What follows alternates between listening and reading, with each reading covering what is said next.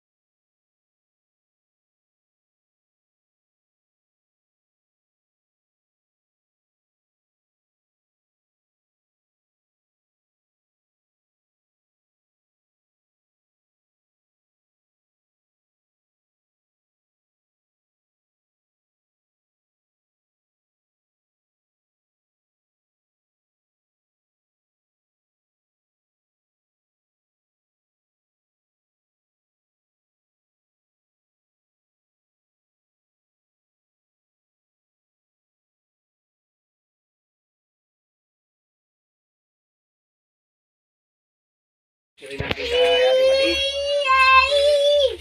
mga dilata po yan, ito po marami po yan mga dilata nyo yan. May mga kwan na po yan, may mga kape, mga kanton po, saka may kwan pa. Maraming salamat po, Ma'am Jenny Galang po. Ayan po, God bless po. Advance Merry Christmas po. Thank you po sa pagmamahal po na inapit mo kayo Madit. Sana madagdagan pa po yung mga blessing nyo para mas marami pa po kayo matulungan. Ayan. God bless po sa buong pamilya nyo po. Madit, anong masasabi mo kay Ma'am Jenny Galang? Pasalamatan mo siya, Ate Madit. Pasalamat po ako kay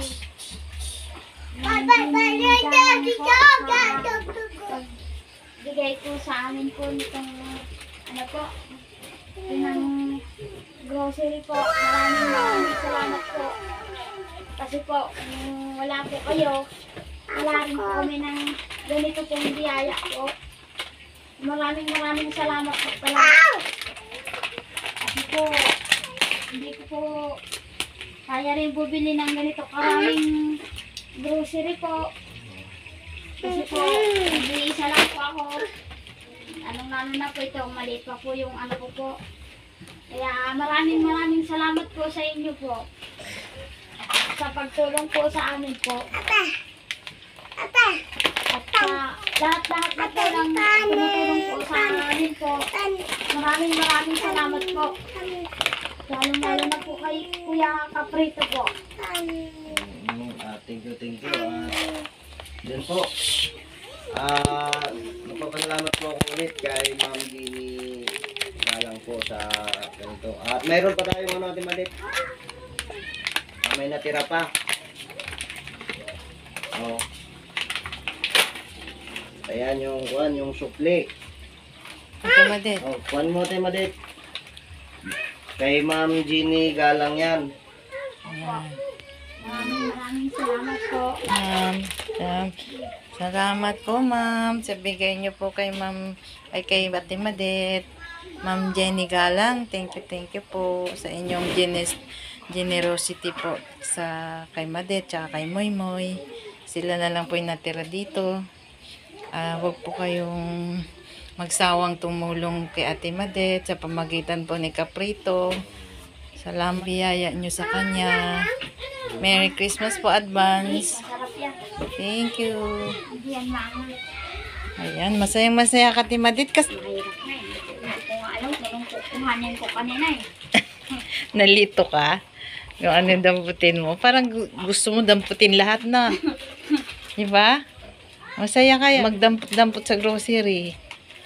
Masaya. Ayan, maagang pamasko, Ate Madet. Pinahapon muna. Ayan, Ate Madet. Oo. Maagang pamasko sa'yo ni Ma'am Jenny Galang.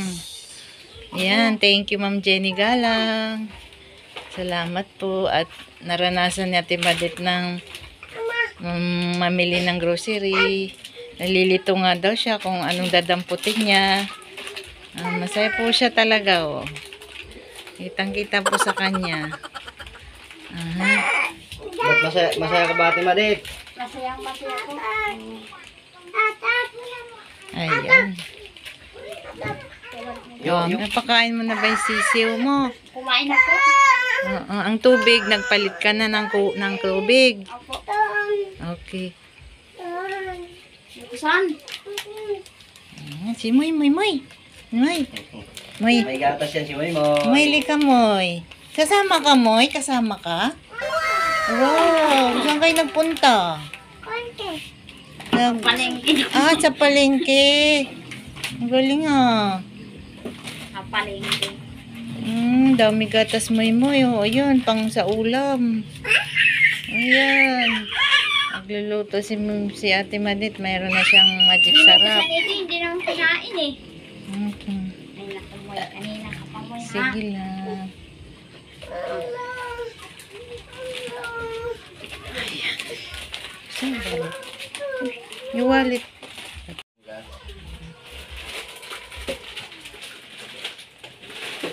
Yan. May pang isang buwan na yan mahigit sa'yo, Ate Madet. Na? Ano niya? May parang ano ka na. Pang Pasko na ano. Ayan. Tapos, ay sabihin, Bigyan mo ng tatas. Ito, oh, Ate Madet. Asan? Ito ba yun? Meron dito kayo ng kap. Ito, may sabon na si Ate Madet na, pampabango. Oh. yung sabon mo pang bata. Bakit bata ka naman Ano ba tingin mo sa'yo? Matanda na? Hindi. Kasi okay lang yan. Mild soap niyan. Mild soap. Ibig sabihin ng May ano ka na? hindi matapang. Taman-tama lang din yan sa inyo ni Moy Moy. Mild soap. Bawal mo na ito. Ayan. Ano yan? Pili niyan. Si Ate Madet. Hala. anong akala mo pala dyan? Ha? Kala Ate ko Madet. yung daw ni. Sabi kasi ni Kuya. Hindi. Panghugas plato na kalagay na. Basahin natin. This one. Concentrated liquid detergent. Panglaba siya. Na sabon. Kumbaga, liquid na panglaba. Paano yun? Mabango sa damit. Hindi pala po. Tapos sabon na siya. Oo. Ganon? Oo. Ayan po mga kasinsir. Hindi po kasi Ate Madet marunong magbasa. Akala niya kasi downy. Yung pala liquid detergent. Sa paglalaba na sabon. Kala ko daw ni. Yung pala iba pala. Sabihin, yung dinampot mo, di mo alam anong pangalan? Ay, mga ganito. Alam mo yung mga ito, dinampot mo pangalan. Ay, pansit canton. Ay, nababasa mo ba? Hindi. Alam ko lang sa ano. Tsura. Na. Sa itsura niya. Kasi yung mga ganito, alam mo kung anong pangalan? Ganito. Hindi. Hindi. Hindi daw po niya alam. Basta, dinampot niya daw po talaga. Nahirapan daw siya Kita nung kasama ko. Doon sa Amparo. Amparo? Oo. Ang sabi niya, nanglilimos daw sila doon kasama si Dandan. Si Dandan pa nga yung yung naghawak ng baso ng gano'n. Kaya nga bukas, ang gagawin ko, subukan kong umikot doon sa may Amparo. Baka nandun siya. Sabihin ko na kung pwede sana dito na lang si Dandan sa'yo para masisipin mo yung bata. Ano? Ikaw ang bahala na rin po kasi sabi niya kasi sa akin, isang araw lang daw niya kasama si Dandan, ihahatid niya pagka-umagahan. Hindi na nga dumarating dito eh. Pang ilang araw na. Ilang araw na? Siguro malapit na mag-isang linggo. Kasi di ba yung pagdating ng manok, saka sila umalis? Oo. Malapit na mag-isang linggo nga. Alam mo, kawawa si Dandan Timadit. Wala, ninakaw daw ang kanilang bag, yung damit nila, ninakaw daw. Yun yung interview sa kanya. Tapos, oo. Tapos, wala silang damit daw. Tapos, iba pa yung sinasabi ni Alex, iniwanan mo daw siya. Tapos, andun ka na raw sa Bicol. Yeah. Yun yung sabi niya sa interview. Tapos, ano ka daw, nagtatrabaho naman daw siya, pero ikaw, materialistic ka daw. Hingi ka daw, hingi sa kanya ng mga bagay na pabili ka raw ng pabili. Kasi sinungalingan yun. Walang katotohanan yun. Oh. Sinungaling naman siya, hindi naman kapani-paniwala siya sabi niya eh. Ito nga, dami na nagagalit sa kanya. Tinangali nga siya. Ikaw daw ang nang iwan sa kanya. Balang araw daw, kukunin niya si Moymoy sa'yo. Hindi ko nga ibibigay sa kanya. Maraming naghanap sa kanyang tao dito. Ando na nga sa kanya si Dandan. Hindi niya na nga maalagaan si Dandan eh. O, ito na. Ito malit, susubukan ko kung ano yung magagawa ko doon. Kung hindi natin kayang pakiusapan, magsama na lang ako ng SWD doon para mailigtas natin si Dandan. Sige, ligpit mo muna. Sabi niya kasi isang araw lang. Di ba sabi mo rin? Sabi ko na lang kasi sa kanya, hiramin niya si Dandan, ibalik niya rito sa akin. Pero ano, pinalilimos niya si Dandan. May video Ate Madit, may ebidensya tayo. Papakita ko sa'yo. Alam mo, sobrang ano na ni Dandan. Itim-itim na. Di na naliligo. Makakatawagan.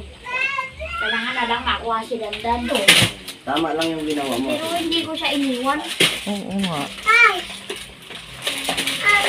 Kasi nga, kung hindi mo naman siya hiwalayan, hindi naman siya nagbabago. Kawawa ka naman.